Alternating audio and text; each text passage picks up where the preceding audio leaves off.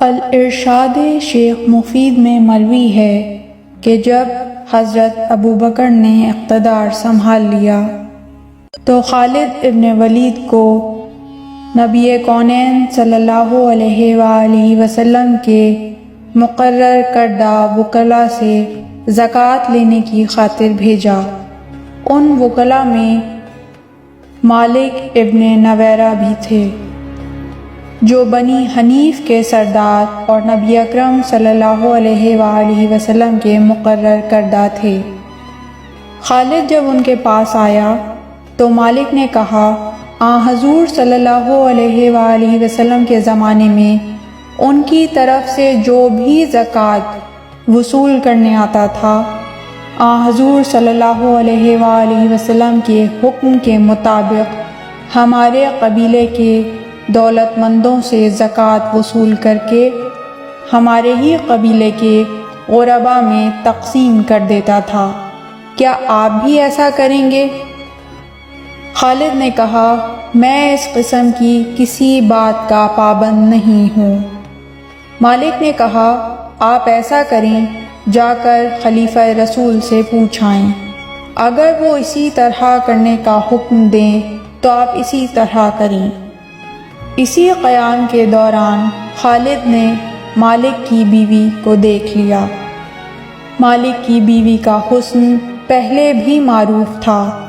خالد ابن ولید مدینے واپس آیا اور حضرت ابوبکر سے کہا کہ مالک نے زکوٰۃ دینے سے انکار کر دیا ہے، آپ مجھے فوج بھی دیں اور جبراً زکوٰۃ وصول کرنے کی اجازت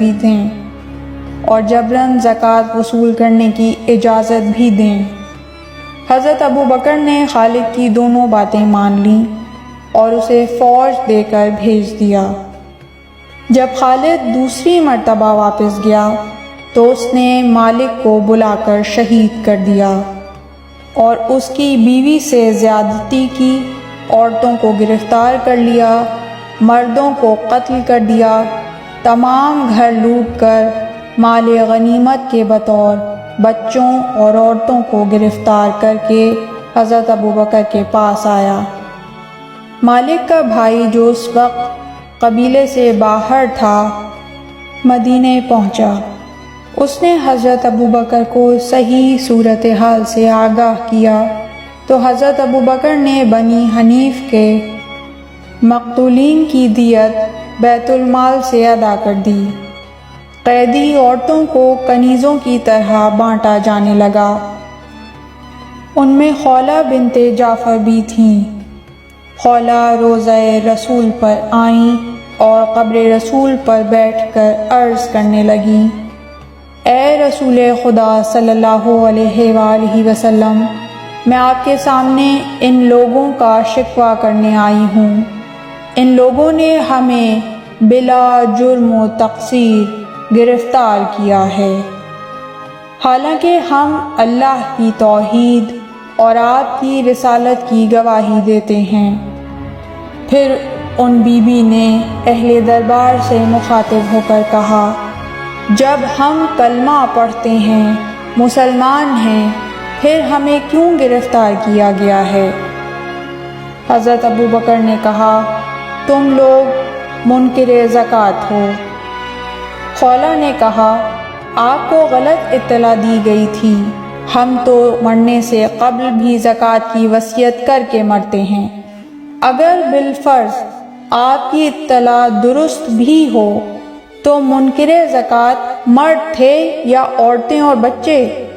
ہمارے بچے اور عورتوں کو کس جرم میں گرفتار کیا گیا ہے؟ کسی نے جناب خولہ کی بات کا کوئی جواب نہ دیا اور نہ ہی ان کے پاس کوئی جواب تھا۔ طلحہ اور خالد ابن عنان دونوں کی خواہش تھی کہ خولہ ہمارے حصے میں آئے۔ جناب خولہ نے فرمایا تم آپس میں بے سود لڑ رہے ہو، میں صرف اسی کے ساتھ جاؤں گی جو مجھے یہ بتا دے گا کہ میں نے اپنی ولادت کے فوراً بعد کیا بات کی تھی اور میری ماں نے کیا کیا تھا۔ یہ سب ایک دوسرے کا منہ تکنے لگے، پورے دربار میں خاموشی چھا گئی۔ حضرت ابوبکر نے کہا، بھلا کیا یہ ممکن ہے کہ کوئی بچہ ولادت کے فوراً بعد کوئی بات کرے؟ جناب خولہ نے فرمایا، اگر ممکن نہ ہوتا تو میں کیوں کرتی؟ کچھ اور لوگ بھی بول پڑے، یہ عورت صرف بہانے تراش رہی ہے، ورنہ یہ کیسے ممکن ہے کہ کوئی بچہ ولادت کے فوراً بعد بولنے لگے؟ اتنے میں حضرت علی علیہ السلام تشریف لے آئے اور ان لوگوں سے فرمایا، ذرا حوصلہ کرو۔ سب چپ ہو گئے۔ حضرت علی علیہ السلام نے خلیفہ اول سے فرمایا، تمہیں خولہ کی بات پر اعتبار آئے یا نہ آئے، اس نے بات درست کی ہے۔ اب یہ بتاؤ کہ اس نے جو شرط رکھی ہے تمہیں قبول ہے؟ حضرت ابوبکر نے کہا، قبول ہے۔ حضرت علی علیہ السلام نے خولہ سے فرمایا، تو اپنی شرط پر قائم ہے؟ خولہ نے عرض کیا، میں اپنی شرط پر قائم ہوں۔ حضرت ابوبکر نے کہا، جو بات آپ کریں گے ہمارے پاس اس کا کیا ثبوت ہوگا کہ آپ درست کہہ رہے ہیں؟ حضرت علی علیہ السلام نے فرمایا، اولاً تو خود خولہ میری بات کی تصدیق کرے گی، اور ثانیاً تمہیں ثبوت بھی مل جائے گا۔ پھر آپ خولہ کی طرف متوجہ ہوئے اور فرمایا، میں تمہیں بات سناتا ہوں، اگر درست ہوگی تو تم تصدیق کر دو گی؟ خولہ نے عرض کیا، اگر درست ہوگی تو تصدیق کر دوں گی، اور اگر درست نہ ہوئی تو میرا حق تردید تو مجھے ہوگا یا نہیں؟